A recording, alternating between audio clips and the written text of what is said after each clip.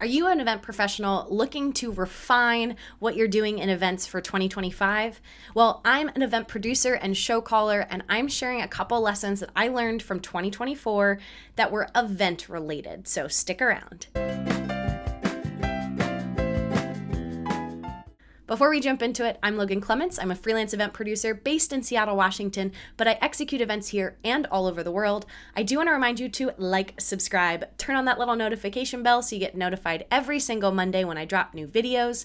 I'm also the co-host of the Better Events podcast with fellow event pro Mary Davidson, where we dive even more into some of these topics that I talk about here on YouTube about event planning, event production, running your own business. We do a really fun annual episode where we listen back to our goals. We also reflect more on lessons we learned in 2024, but the goal setting one's pretty fun because we actually go back and listen to past us of what our goals were a year ago and react to them, see how we did, and set new ones for the new year. So listen wherever you listen to podcasts. I feel like I have a love-hate relationship with doing these videos where I have event lessons, and I just did last week. You can go back and watch my business lessons learned because I love that you have to kind of learn it yourself, especially the event industry. I think there's not many people who go to school for this or get a degree for this. So a lot of it you have to learn by doing. But I will say these lessons sometimes give me flashes back to why I had to learn this as a lesson, which is sometimes easier said than done. So my first event lesson that I learned in 2024 is there are no dumb questions. And I used to call myself the queen of questions. I think I still do sometimes to people because I love to ask questions. And this was a lesson because I think I had to remind myself that even though I say I'm the queen of questions, there are questions that I forget to ask. So if you are not sure, ask and then document your answers somewhere so you can reference them in the future. I am a paper note taker. I'm a digital note taker. I've learned digital is so much easier to search. If we're like, what did we say that we do when there's a coach's challenge? Oh, let me search my notes and I can find it.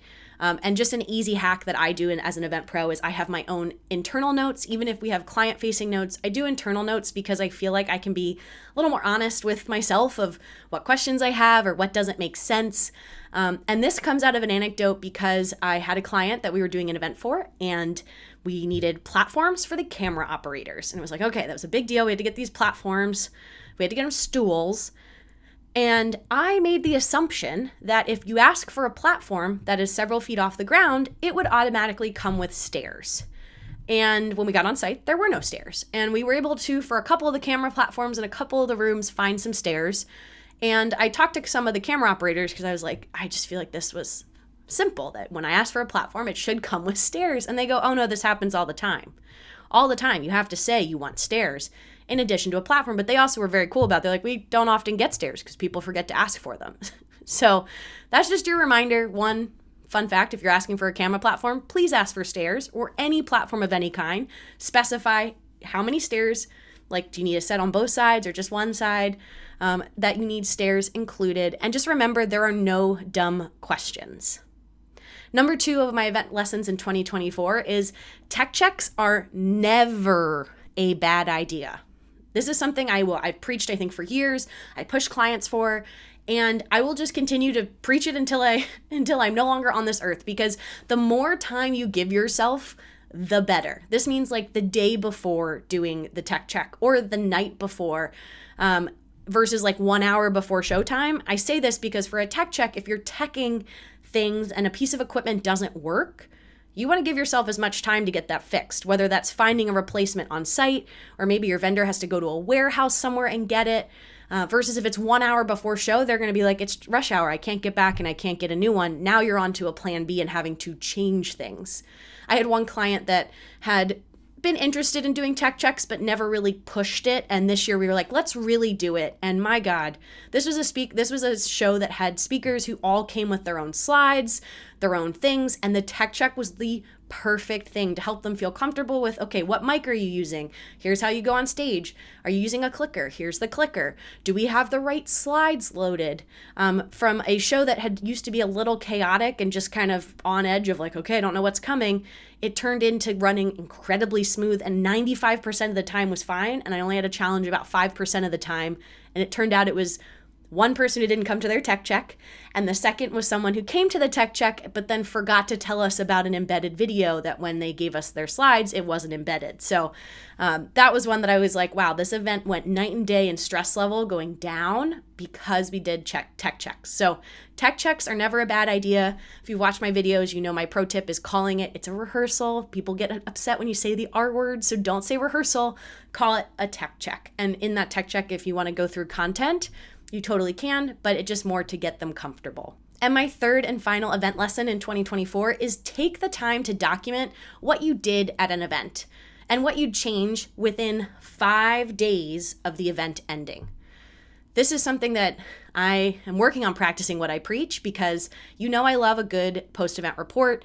I have a template I use. It's really just a brain dump. Depending on how complex the event, these can be 10, 15 pages, or it can be 2.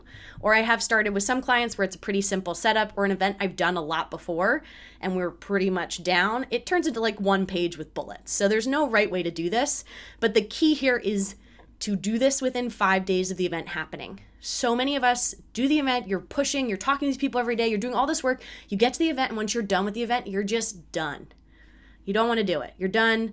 And all of a sudden now you could be like me. I do have a client that event was over 2 months ago and I owe them a post-event report, and they are kind and they probably aren't missing it as much as I am, but I have the papers still here on my desk that I need to type up my scribbled notes during the event. I need to put it in a typed format so I have it for reference when I work with them again later this year. And so make sure you do it within 5 days. I'm probably forgetting this task done myself. I'm going to set a 30-minute timer, and whatever I get done in 30 minutes, that's good enough. My other pro tip would be to make sure you schedule that post-event debrief with your client or your team before you even have the event.